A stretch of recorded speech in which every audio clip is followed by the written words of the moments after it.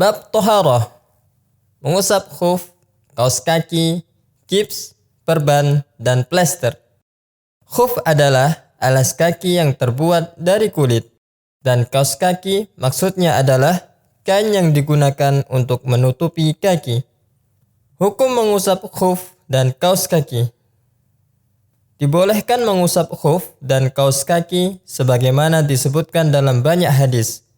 Di antaranya, diriwayatkan dari Anas bin Malik ketika ia ditanya tentang hukum mengusap khuf, beliau berkata, Rasulullah Shallallahu Alaihi Wasallam pernah mengusap keduanya.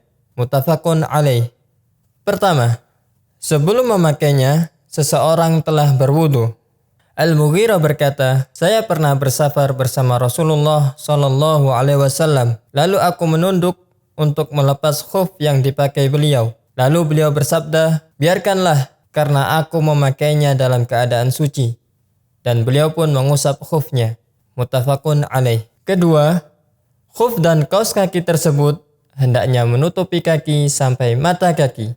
Ketiga, keduanya hendaknya terbuat dari barang yang suci. Keempat, keduanya terbuat dari benda yang halal dan bukan sesuatu yang diharamkan seperti kain sutra bagi kaum pria.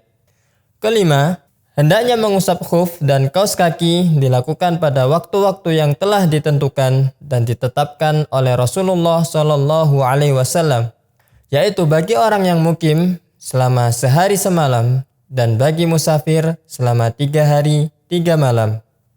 Keenam, kebolehan mengusap khuf hanya ditujukan bagi hadas kecil dan bukan hadas besar. Dari Sofwan bin Asal, ia berkata, Rasulullah Shallallahu Alaihi Wasallam pernah memerintahkan kepada kami saat kami bersafar untuk mengusap khuf selama 3 hari 3 malam, baik setelah berak, kencing, atau setelah bangun tidur, kecuali janabah. Hadis riwayat Bukhari. Jadi, bagi orang yang junub, diharuskan melepaskan khuf dan kaos kakinya saat ia mandi. Setelah itu barulah ia boleh mengusapnya kembali. Cara mengusap khuf dan kaos kaki. Ia cukup membasahi kedua tangannya, lalu mengusap di bagian atas khuf atau kaos kakinya, mulai dari ujung jari kaki sampai ke betis sebanyak 1 kali. Kaki kanan diusap dengan tangan kanan, demikian pula kaki kiri diusap dengan tangan kiri. Khuf dan kaos kaki bagian bawah dan bagian tumit tidak diusap. Ali radhiyallahu anhu berkata, jika seandainya agama ini hanya berlandaskan logika semata, maka seharusnya bagian bawah khuf lebih pantas diusap daripada bagian atasnya. Akan tetapi, aku pernah melihat Rasulullah Shallallahu Alaihi Wasallam mengusap bagian atas khufnya saja. Hadis riwayat Abu Dawud. Masa bolehnya mengusap khuf dan kaos kaki. Masa dibolehkannya mengusap khuf dan kaos kaki adalah sehari semalam bagi yang mukim dan 3 hari 3 malam bagi musafir. Ali radhiyallahu anhu berkata, Rasulullah Shallallahu Alaihi Wasallam telah menetapkan bolehnya mengusap khuf bagi musafir selama 3 hari 3 malam, sedangkan bagi mukim selama sehari semalam. Hadis riwayat An-Nasa'i. Cara menghitung waktu. Waktu bolehnya mengusap khuf dan kaos kaki dimulai sejak seseorang mengusap keduanya pertama kali. Jadi, jika seseorang berwudu lalu memakai khuf atau kaos kaki, kemudian ia terkena hadas kecil dan ia mengusap khuf dan kaos kakinya saat itu, maka waktu mengusap khuf dan kaos kaki dimulai setelah usapan pertama kali. Sebagai contoh, Ali berwudu lalu memakai kaos kakinya, kemudian sholat subuh. Jam 10 pagi ia terkena hadas kecil, kencing misalnya. Pada jam 11 siang ia hendak melaksanakan sholat duha, lalu ia berwudu. Namun ia tidak mencuci kedua kakinya, ia hanya mengusap kaos kakinya. Maka ia boleh hanya mengusap kaos kakinya setiap kali berwudu sejak jam 11 siang sampai jam 11 siang di hari esok. Hal ini apabila dia mukim. Dan kalau ia musafir, maka boleh selama 3 hari 3 malam.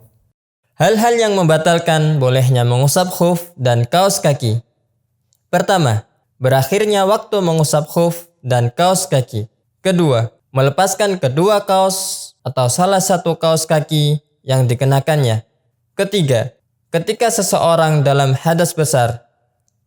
Dari Sofwan bin Asal, beliau berkata, kami diperintahkan oleh Rasulullah SAW ketika kami bersafar untuk mengusap khuf kami dan tidak melepaskannya selama 3 hari 3 malam, baik karena kencing, berak, atau kentut, kecuali janabah. Hadis riwayat Tirmizi. Hukum mengusap gips, perban, dan plester. Gips adalah sesuatu yang dipasang untuk melindungi anggota tubuh yang patah. Dan perban adalah kain atau sejenisnya yang dipasang melingkar membalut luka untuk tujuan pengobatan. Sementara plester adalah sesuatu yang dilengketkan pada luka untuk tujuan pengobatan.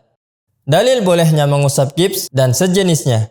Dari Jabir radhiyallahu anhu, ia berkata, kami pernah bersafar dan dalam perjalanan salah seorang di antara kami terkena batu dan melukai kepalanya. Dan pada malam harinya ia mimpi basah. Ia pun bertanya kepada para sahabat seraya berkata, menurut kalian, adakah keringanan bagiku untuk bertayamum saja? Para sahabat menjawab, kami tidak melihat ada keringanan bagimu jika engkau masih mampu menggunakan air. Lalu ia pun mandi dan meninggal dunia. Ketika kami bertemu Rasulullah SAW, kami menceritakan kejadian itu kepada beliau. Dan beliau berkata, mereka telah membunuhnya. Mengapa kalian tidak bertanya jika kalian tidak tahu? Karena obat kebodohan adalah bertanya. Bagi orang tersebut, cukup ia bertayamum. Kemudian ia menutupi lukanya dengan sehelai kain, lalu ia mengusapnya dan menyiram bagian tubuhnya yang lain. Hadis riwayat Abu Dawud. Syarat-syarat bolehnya mengusap gips, perban, dan plester.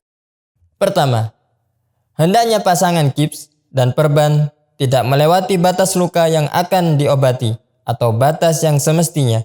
Kedua, memasang gips atau perban dalam keadaan suci bukan sebuah keharusan, sebagaimana ia juga tidak memiliki batasan waktu. Selama orang tersebut masih memerlukan gips atau perban untuk mengobati lukanya, maka selama itu pula ia boleh mengusap keduanya, baik karena hadas kecil maupun hadas besar. Ketiga, khusus untuk perban dan plester yang mudah dilepaskan, maka perlu diperhatikan hal-hal berikut. Yang pertama, jika ia mudah dilepas untuk mencuci bagian sekitar luka dan tidak menimbulkan efek negatif atau terlambatnya proses penyembuhan, maka ia harus melepaskannya dan mencuci bagian tubuh sekitar luka. Kedua, jika perban atau plester tersebut sulit dilepaskan untuk mencuci bagian tubuh sekitar luka walaupun tanpa menimbulkan efek negatif, maka ia cukup mengusapnya.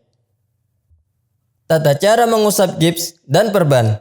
Jika seseorang yang berwudu hendak mencuci anggota wudu yang terbalut oleh gips atau perban, maka ia cukup mengusap gips atau perban tersebut dan membasuh anggota wudu yang tidak terbalut. Namun, jika bagian tubuh yang terbalut bukan anggota wudu, maka tidak perlu untuk diusap.